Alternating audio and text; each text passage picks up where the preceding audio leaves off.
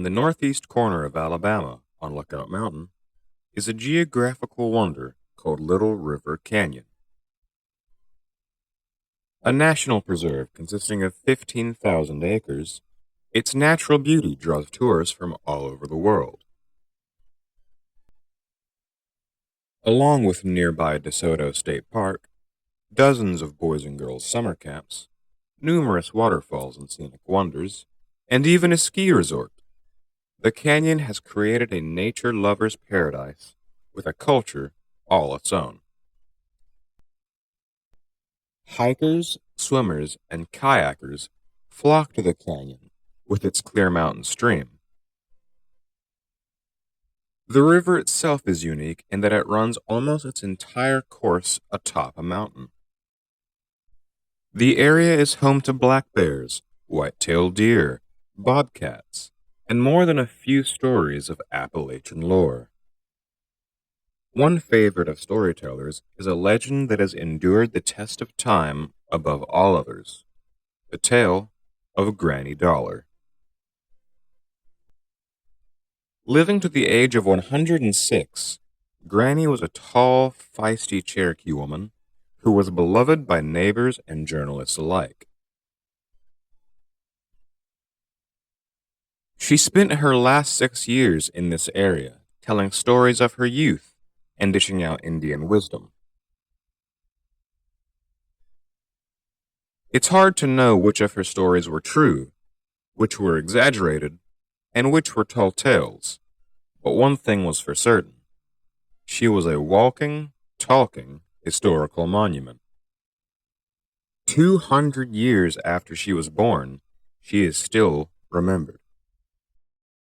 If you follow Little River around to the quaint little tourist town of Mentone, Alabama, which sits at the top of the mountain above Valley Head, you'll find a small wooden church nestled in the woods called Little River Baptist Church. It was established in 1861, the year the war between the states began. Nothing unusual about a small church in the woods, but in their cemetery you will find the final resting place of this legend. From the time she died until today, people have portrayed Granny Dollar, and reporters have continued to write about her. But who was Granny Dollar?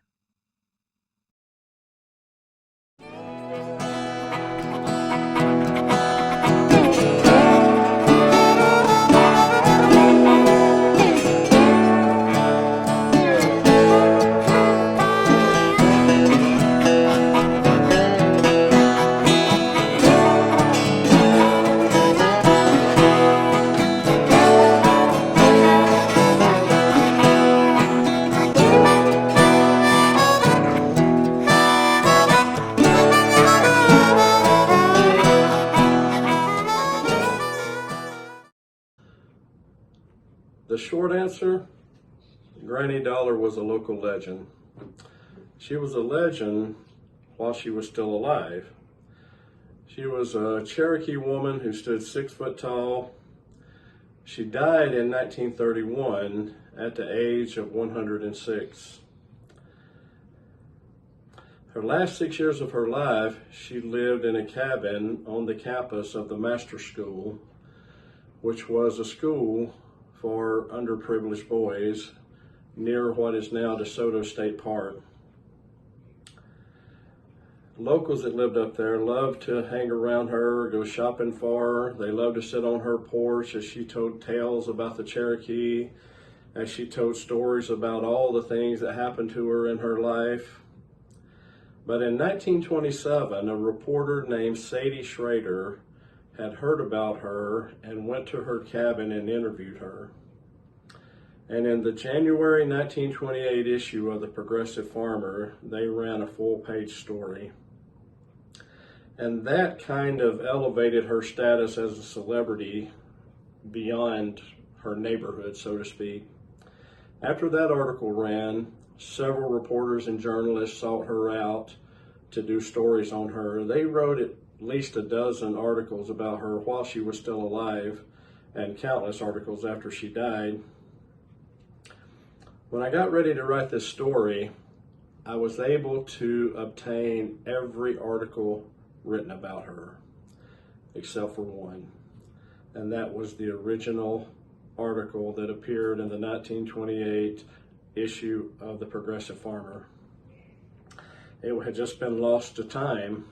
There was a rumor that someone in Fort Payne had a copy of the magazine, but that was back in the 70s. The last time anyone had seen it, and no one remembered who it was, and no one knew what happened to that copy. I knew I couldn't do this story justice without that original article, so I set out to find it. I went out to Northeast Alabama Community College in Rainsville on Sand Mountain, and the folks there put out a notice to all the libraries in the country, the high school libraries, college libraries, public libraries. And the public library in Raleigh, North Carolina responded. They had every issue on microfilm. They emailed me an actual picture of the article, and only then did we realize what had been forgotten in time was that it was actually a two-part article. It ran in both the January and the February 1928 issues of the Progressive Farmer. So once we had all of those, we were able to kind of reconstruct Granny Dollar's life pretty accurately from her early childhood until she died.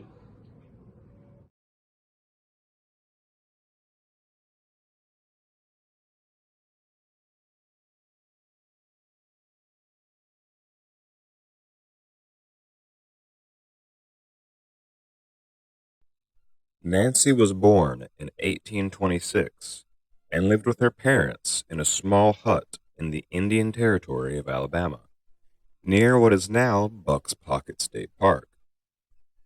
She was the oldest child. Her mother, Mary Sexton Callahan, was half Cherokee and half Irish. Her father, William Callahan, was a full-blooded Cherokee, a mountain of a man, standing 6'5" and weighing just under 300 pounds. He loved adventures, and often his bear hunting trips would last a year or longer. Nancy was a tomboy and loved the forest and swimming in the creek. She embraced her Cherokee roots, and her father taught her how to hunt, fish, and conjure. Conjuring are rituals using plants and herbs while chanting. They are performed to ask the spirit world for help and guidance. For example, the ritual for removing poison from a snake bite was to spit tobacco juice on the wound and chant "De Nuwa" over and over. This meant that it was only a frog that had bitten the person, and not a snake. In her lifetime, Nancy will be bitten by 3 venomous snakes. They had an oven made from clay that could hold a quarter of a deer, fish, corn, potatoes, and even a pie. They would cover it with firewood and light it. As it burned, it cooked an entire meal inside. At a young age, Nancy could skin a deer, prepare deer meat, and tan the hide to make clothes. She also worked in the garden with her mother. She played games with her siblings and other Cherokee kids, games like dog and fox, which is like hide and seek, and coys, which is like horseshoes. Life for Nancy and her family was good.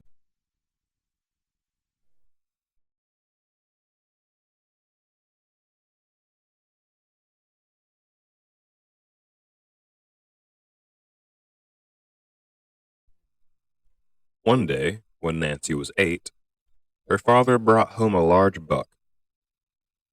As the family sat around eating supper that evening, they all noticed that William wasn't eating.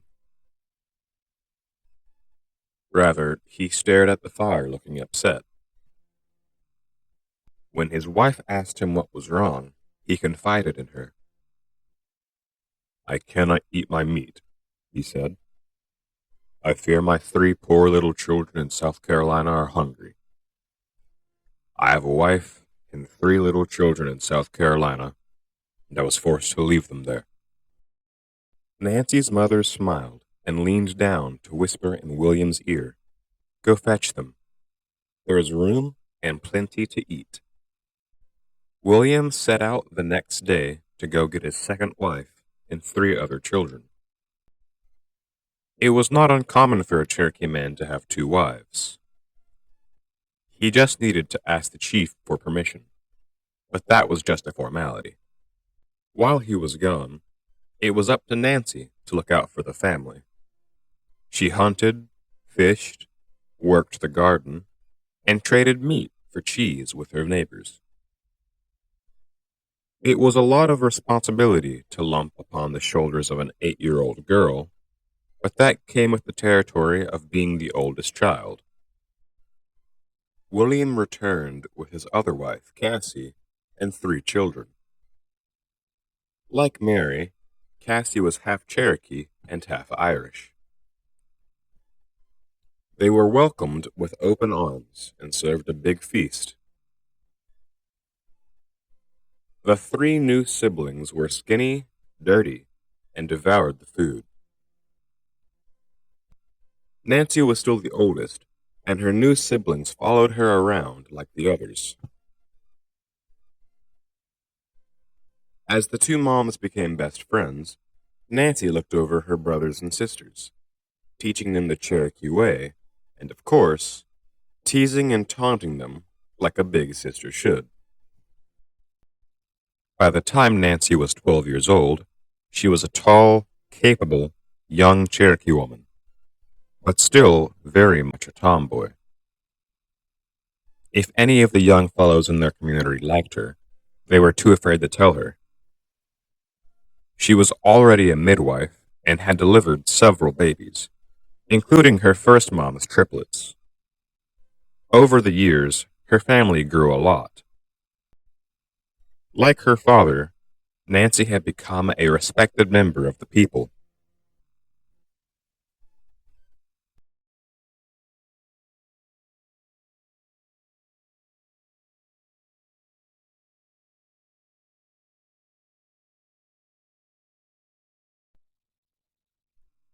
Life was good. There were now more white settlers in the area than ever before, but everyone got along. Back in 1830, President Andrew Jackson had signed the Indian Removal Act. The Cherokee were not worried because they knew it was for the hostile tribes out west. After all, the Cherokee had accepted white settlers, and they lived together peacefully. There were many mixed marriages and mixed children.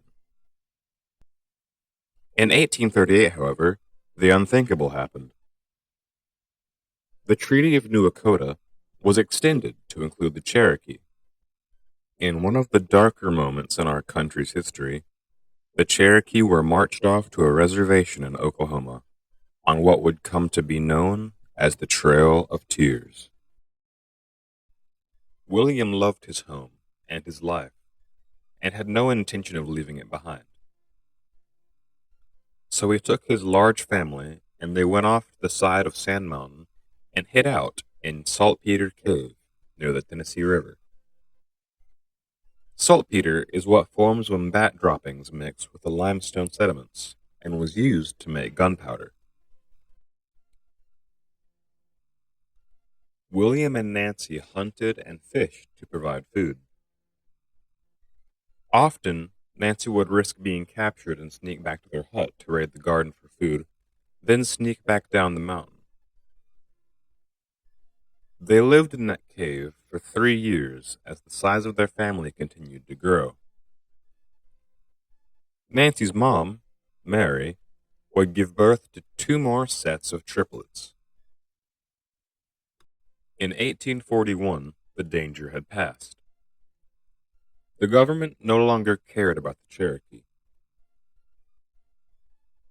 William took his family and moved back into their hut as if nothing had happened. Other than the settlers being mostly white now, in William's mind, nothing else had changed. He was still a man of standing in the community and went back to life as usual.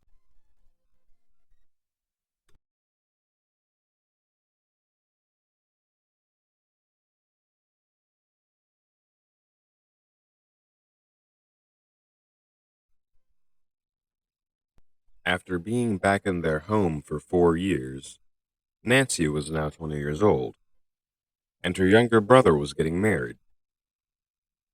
She felt odd that he was getting married before she was, but she still had no interest in the young men in her community, especially now they were mostly white. In a Cherokee wedding ceremony, after the ground is blessed for 7 days, the priest puts a blanket on the groom and one on the bride. As he sings to bless the union, the groom presents a deer ham to the bride to show he is the hunter and provider. The bride presents an ear of corn to the groom to show she is the gardener and cook.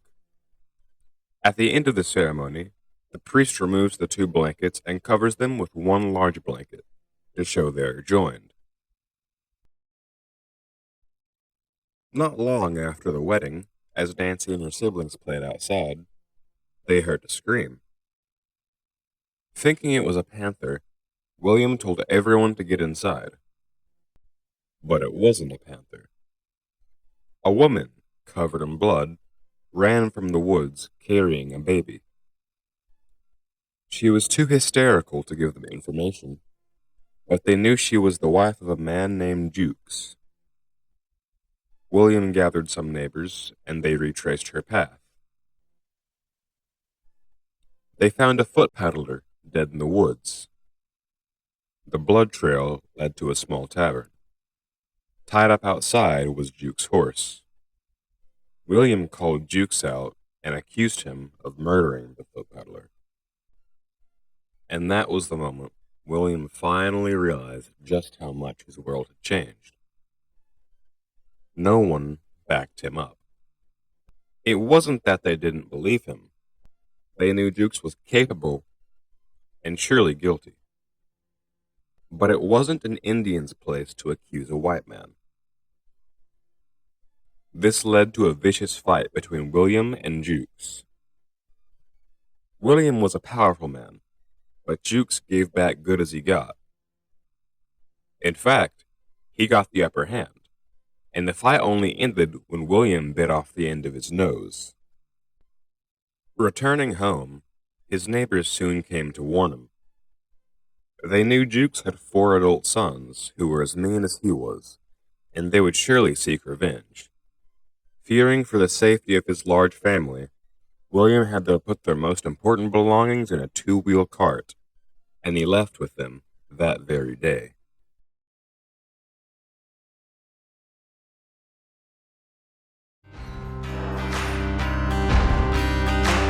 A heart that's filled with anger makes a man evil to the bone. One day you'll reap what you sow. Oh, beware the danger of the tall, dark stranger. Tombstone and brimstone, he's coming for your soul. Price tag is high, it's an eye for an eye. Ain't no way to hide from the demons inside. Listen to me, son, know that wherever you run, the devil comes.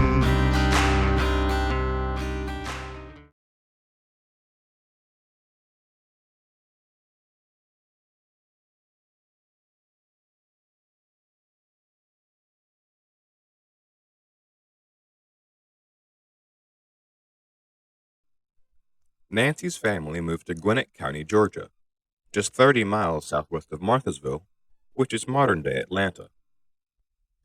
Jukes and his 4 sons were convicted of the murder of the foot peddler. Jukes got life in prison, and his 4 sons were hanged. As they settled into their new life, Nancy's younger siblings continued to get married, while she remained single. She did her part for each wedding, and was always happy for them. They continued the Cherokee traditions, but they could tell their world was changing. Money, something they had never needed, became a necessity. On 2 occasions, William enlisted in the army to fight the Seminole Indians in South Florida. He loved the adventure and loved getting paid. Nancy also learned the value of money. She sold deer meat, hides, fish, and crops. In her late 20s, she acquired a tarpaul-covered wagon and 2 mules and would go into Marthasville once a week and pick up dry goods from the Kyle Brothers warehouse and deliver them to 6 general stores. Her route took her 30 miles through all kinds of terrain and weather. She did everything, hitching and unhitching the mules, loading and unloading the wagon, tarring axles and repairing wheels. It was quite a feat for a woman. It was also dangerous, but no one ever tried to rob Nancy. The owner of one of the stores, a man named Porter, had a son named Thomas. He was Nancy's age and single. Nancy and Thomas fell in love, and he soon proposed. Finally, she was going to be the bride. She was very happy. But if life had taught Nancy anything, it was that the direction of your life can change on a moment's notice.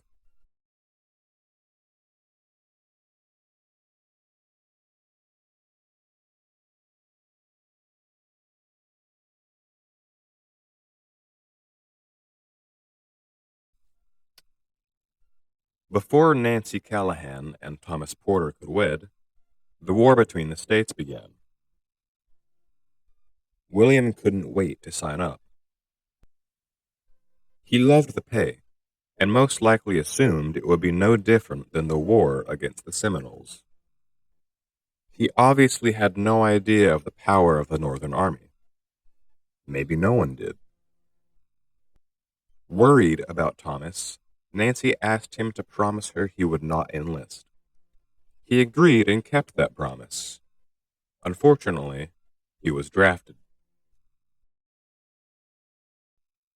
With her father and fiancé off to war, Nancy once again took care of the family. Her mother, Mary, had become sick and frail, so she was needed now more than ever. One day, a messenger came to their house with a message from her dad. William had sent word that he was in Atlanta, and a big battle was expected. He told Nancy not to come to Atlanta to pick up supplies.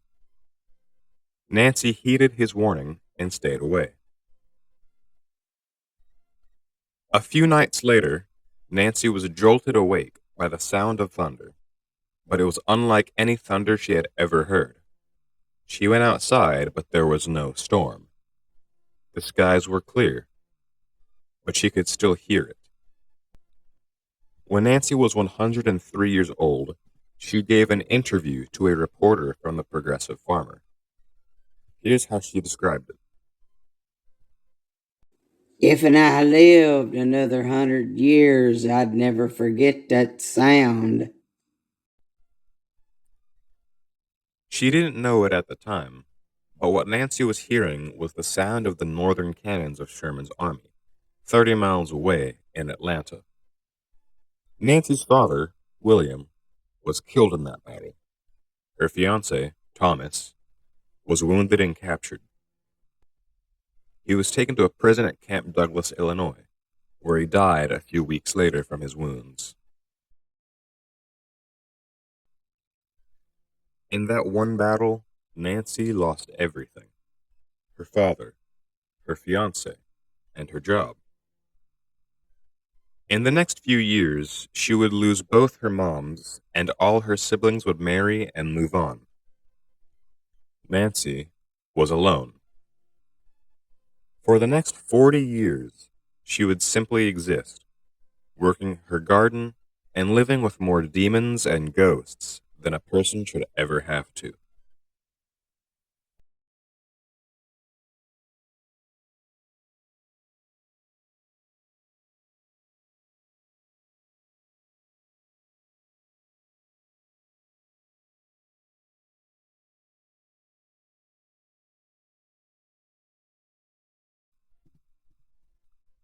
For the next 40 years, very little is known about Nancy's life. In all the interviews she gave, she didn't mention any details from this era. But in those last 6 years of her life, when she was often surrounded by neighbors wanting to hear stories, many rumors have been whispered loud enough to drift down through the winds of time. These are things that those revelers of her tales claimed she confessed to them. Sometime after the war, we know Nancy moved back to the area where she grew up. It was said she knew the whereabouts of large amounts of silver. If there's any truth to this, there are two possibilities. Before the Trail of Tears, the Cherokee buried most of their treasures, many made from silver. It was too risky to take on the journey, and they assumed they would be back one day. It's conceivable that Nancy knew the proximity of this cache of belongings.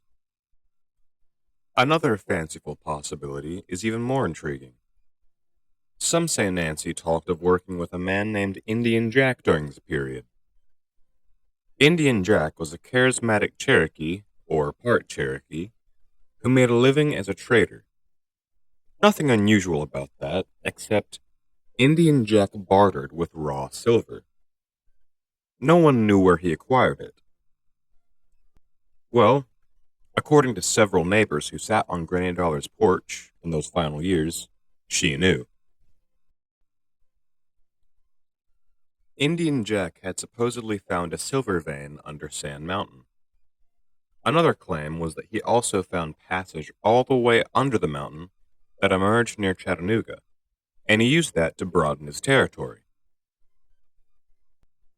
In 1980, some men got permission to embark on an expedition through Sequoia Caverns to see if it went all the way through the mountain. While they didn't find a way through, they went far enough to hear the Tennessee River. Hence, either there is some truth to these rumors, or Nancy Callahan was indeed a masterful storyteller.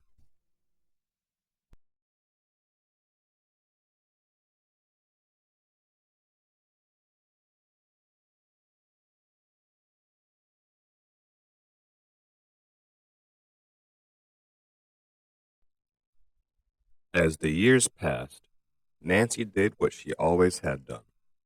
She survived. Occasionally, some of her siblings would visit, but those times got fewer and fewer until they ceased altogether. At age 79, she met and married a man named Nelson Dollar. They wed at the courthouse in Trenton, Georgia. It was not the grand Cherokee wedding she had dreamed about, but she was finally married. It was mostly a marriage of convenience. Nelson had lost his wife a year earlier and needed someone to help him farm. He also drew a small pension from his service in the war. She moved to his small farm just north of Valley Head, Alabama. Residents of that community quickly fell in love with Nancy. They loved her stories and her knowledge of the Cherokee ways, especially the children. They began calling her Granny because she seemed like a grandmother figure to them. It was a term of endearment since she never had children. Granny became the go-to person for home remedies. Some even called her a witch doctor. Nelson smoked a pipe, and she loved the smell. She bought her own, and took up smoking a pipe as well. At some point, she acquired a mixed-breed puppy and named him Buster. They were always together. Buster even slept in bed with Granny. It was said that the dog hated everyone except for Granny. After a long and severe drought, they lost the farm. They moved to a small house on Lookout Mountain and traded repairs and crops for rent. 18 years after they married, Nelson got sick. Granny was used to taking care of people, but it was harder for her too now. When Nelson died, he was buried at a plot he already owned at Little River Baptist Church Cemetery. Granny traded their only cow for a headstone. A few years later, Granny was evicted. It's not known if it was because the family needed the house or because Granny couldn't pay rent. For whatever reason, at age 100, and for the first time in her life, Granny was homeless. She left with just the clothes on her back, her glasses, her pipe, Buster, and 6 chickens.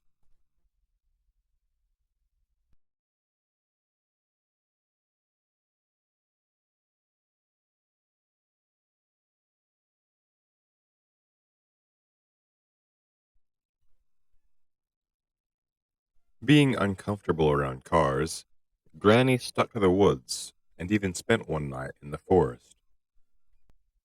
This was something she loved doing as a kid, but it was harder now. She pressed on with no money, no food other than a little beef jerky, and no idea where she was going. Perhaps the spirit world was guiding her, because she came to a clearing where several young boys were playing ball. It was the Master's School for Needy Boys, which was located on the rim of the canyon near what is now DeSoto State Park. The boys stopped playing and gathered around this tall Indian woman with her dog and chickens. They were fascinated by her and put her up in one of the empty cabins on the campus grounds.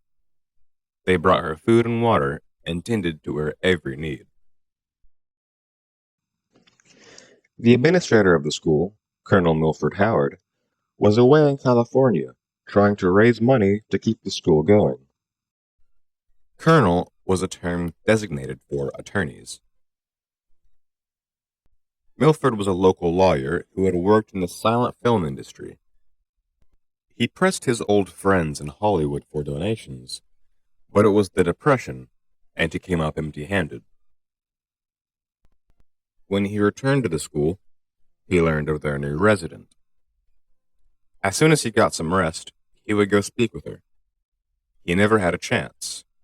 Granny marched right into his office.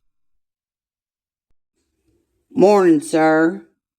My name's Nancy Dollar, but everyone calls me Granny Dollar. Colonel Howard just sat there in silence as Granny laid out her demands for living there. She had to keep Buster and her chickens. She had to be able to smoke her pipe and eat meat. And she made sure he understood her religious beliefs. I'm an Injun, and we don't pray, we conjure. I hope you understand. Without hesitation, Milford Howard agreed to all her demands. Like the boys, he too had fallen under her spell. She had one final request. Sir, I never sat in a rocking chair all my life. Will you give me the rocking chair you're sitting in? I'd rather have it than anything I've seen in my born days. And that's how Granny left the headmaster's office with his heart and his favorite chair. He figured if he and the boys were going to starve, she might as well starve with them. Granny had other plans. She taught the boys how to trap, fish, and plant crops. She even taught them how to conjure. Colonel Howard loved spending time with Granny. He helped her file for her husband's benefits. They had the marriage and death certificates, but it was still declined. Neighbors loved her as well, and often gathered around her porch to hear her spin a yarn. Her cabin was in view of the road, and any time a neighbor was headed into town, they'd stop and yell out if she needed anything. She would often reply with, "Fling me some cheese." boys from the valley loved to try and sneak a peek at the witch doctor. When Granny noticed them, she'd yell. "Sick 'em, Buster." Buster would tear out after him, causing them to scream in fear and run for their cars. In 1927, a reporter for the Progressive Farmer magazine sought her out. A two-part story ran in the January 1928 issue and the February 1928 issue. After that, reporters and journalists sought her out often. Of all the things she had experienced in life, fame was never something she imagined.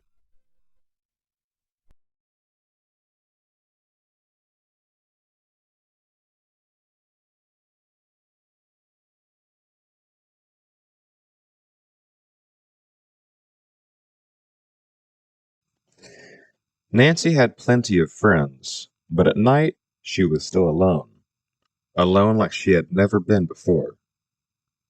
She missed Nelson, but her demons came from all points of her memory.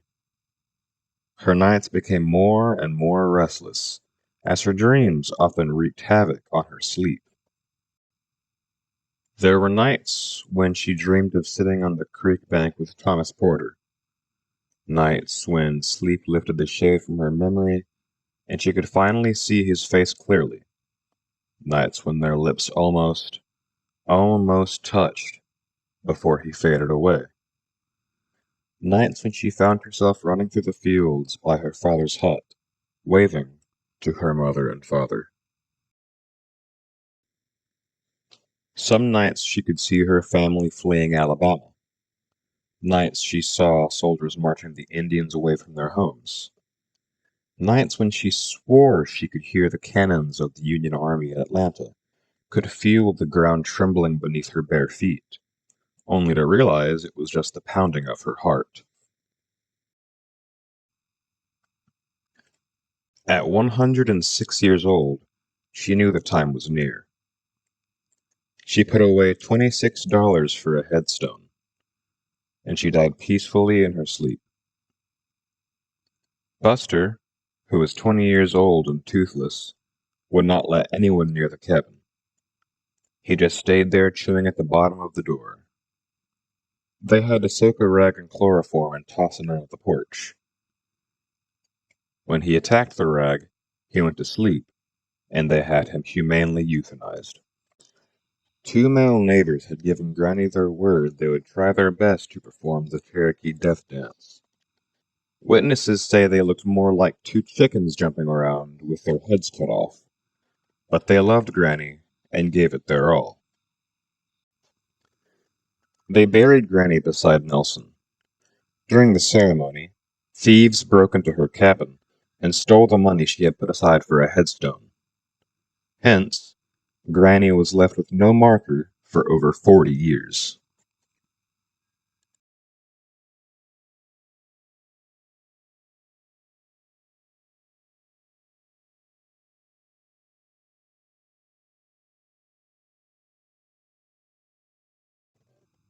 This is all that remains of Granny's cabin. But the memory of this amazing woman lives on through the words of the Appalachian people, many of whom share Granny Dollar's gift of storytelling. In 1973, Annie Young, who was the librarian at the DeKalb County Public Library in Fort Payne, learned of the stories surrounding Granny's headstone. She organized a fundraiser to correct this injustice. These people contributed.